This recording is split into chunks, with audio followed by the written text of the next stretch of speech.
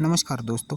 Simple interest और compounding interest यह तो स्कूल में सभी लोगों ने पढ़ा ही होगा, लेकिन रियल लाइफ में हमारे फाइनेंशियल कंडीशन के ऊपर यह कैसे इफेक्ट करता है, इसका एग्जाम्पल आज हम देखेंगे। राम और श्याम दो बचपन के फ्रेंड थे।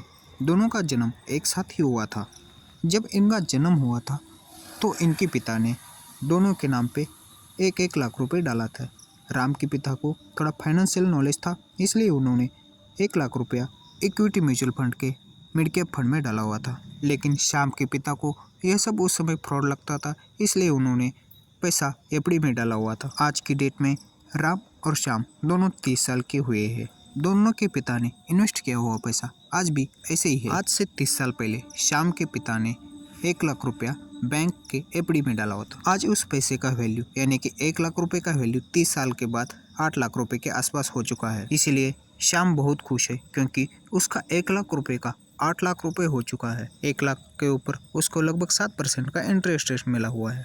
राम के पिता को थोड़ी फाइनेंशियल नॉलेज थी, इसीलिए उन्होंने आज से 30 साल पहले 1 लाख रुपया इक्विटी म्यूचुअल फंड में डाला हुआ था, तो उसका वैल्यू 18% के हिसाब से 1 लाख रुपए का वैल्यू आज 1.5 करोड़ के आसपास हो चुका है। आप लोग सोचो, कहा बैंक एफडी में 30 साल में 1 लाख रुपए का सिर्फ 8 लाख रुपए हुआ था, और किसी इक्विटी म्यूचुअल फंड में 1 लाख रुपए का 30 साल में 1.5 करोड़ रुपया हो चुका है। आपने भी इन्वेस्टमेंट के तौर पर कहीं एफडी, आरडी या पीपीएफ में पैसा डाला होगा, तो आपका भी 10, 20 या 30 साल के बाद यही असर होने वाला है। इस ग्राफ में आप देख सकते हो, ब्लू लाइन जो कि सिंपल इंटरेस्ट को दर्शा रहा है और ब्राउन लाइन कंपाउंड इंटरेस्ट को दर्शा रहा है।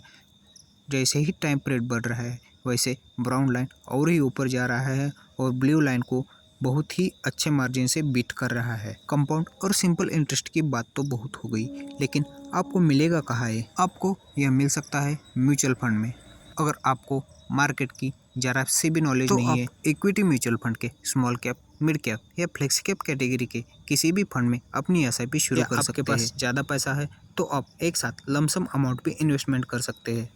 यहाँ पे एक म्यूचुअल फंड का example Kotak small cap fund. अगर किसी ने 10 साल पहले इस फंड में 10 लाख रुपए एक साथ इन्वेस्टमेंट किया होता, तो उसका वैल्यू आज 19% के कंपाउंडिंग रिटर्न से लगभग 52 लाख रुपीस हुआ है। अगर आपको पैसा इन्वेस्टमेंट करने के लिए डर लगता है, तो SBI, HDFC, axis, ICICI, Kotak ये सारे बैंक म्यूचुअल फंड चला रहे हैं। जितना आपका पैसा बैंक के इस अकाउंट में से सेफ है, उतना ही पैसा इसी म्यूचुअल फंड में भी सेफ होता है। एक बात याद रखना, जो आप बैंक में पैसा डाला हुआ है, जैसे कि एफडी, आरडी, पीपीएफ में, वो बैंक अपने पास नहीं रखता। वही बैंक भी यह पैसा किसी इक्विटी म्यूचुअल फंड या शेयर मार्केट में ही इन्वेस्ट करता है और उसमें से 17-18% से रिटर्न कमाता है और आपको सिर्फ 6 या 7% के हिसाब से देता है। इसीलिए सही इन्वेस्टमेंट जानो और अपना पैसा आज ही म्यूचुअल फंड में इन्वेस्टमेंट करना शुरू करो और बढ़ते हुए मार्केट का फ़ायदा ले लो।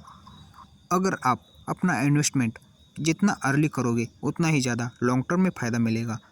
जितना आप लेट करोगे, उतना आपको कम रिटर्न मिलता है। अगर आप लेट इन्वेस्टमेंट कर रहे हैं, तो यह आपके ऊपर कितना इफेक्ट डाल सकता है, यह देखो। यहाँ पे एक एग्जांपल देखते हैं। मिस्टर सक्सेना ने अपने एज के 35 साल में 15,000 रुपये का एसआईपी स्टार्ट किया था और वह अपनी एज के 60 साल तक यानी कि आने वाले 25 साल तक कंटिन्यू करते हैं, तो उनका टोटल 45 लाख रुपए इन्वेस्टमेंट होता है और रिटायरमेंट के समय उसका वैल्यू 4 करोड़ बनता है। और दूसरी तरफ मिस्टर गुप्ता ने अपनी एज के 25 साल में सिर्फ 5,000 रुपये का एसआईपी स्टार्ट किया था। 35 साल बाद यानी कि जब एज 60 साल होता है, तब टोटल 21 लाख रुपए इन्वेस्टमेंट हुआ है और उसका वैल्यू 6 करोड़ के आसपास बन चुका है। यहाँ पे मिस्टर गुप्ता ने अर्ली एज में कम एसआईपी करके भी मिस्टर सक्सेना से ज़्यादा पैसा कमाया है, लेकिन मिस्टर सक्सेना ने मिस्टर गुप्ता से 3 गुना ज़्यादा एसआईपी करके भी उनके पास आज मैच्योरिटी वैल्यू में पैसा कम है। इसीलिए कंपाउंडिंग इंटरेस्ट जितना टाइम पीरियड बढ़ता जाएगा, उतना ही ज़्यादा कंपाउंडिंग इंटरेस्ट का आपको फ़ायदा मिलेगा और कम इन्वेस्टमेंट करके भी आप लॉन्ग टर्म में एक अच्छी खासी वेल्थ क्रिएशन कर सकते हैं। आपका सैलरी कम है, आपके पास पैसा कम है, कोई बात नहीं, आप मिनिमम 100 रुपये से म्यूचुअल फंड इन्वेस्टमेंट जर्नी शुरू कर सकते हैं। आज आप लोग कितना कमा रहे हैं, इसके ऊपर आपका आने वाला फ्यूचर डिपेंड नहीं है, बल्कि आपने कमाए हुए पैसे से कितना सेविंग करके कहाँ इन्वेस्टमेंट किया है, इसके ऊपर आपका आने वाला फ्यूचर डिपेंड करता है। इसलिए जितना हो सकता है उतना जल्दी आपका mutual fund investment journey start करो। वीडियो अच्छा लगा तो लाइक और शेयर जरूर करें और चैनल को सब्सक्राइब करना मत भूलें। धन्यवाद।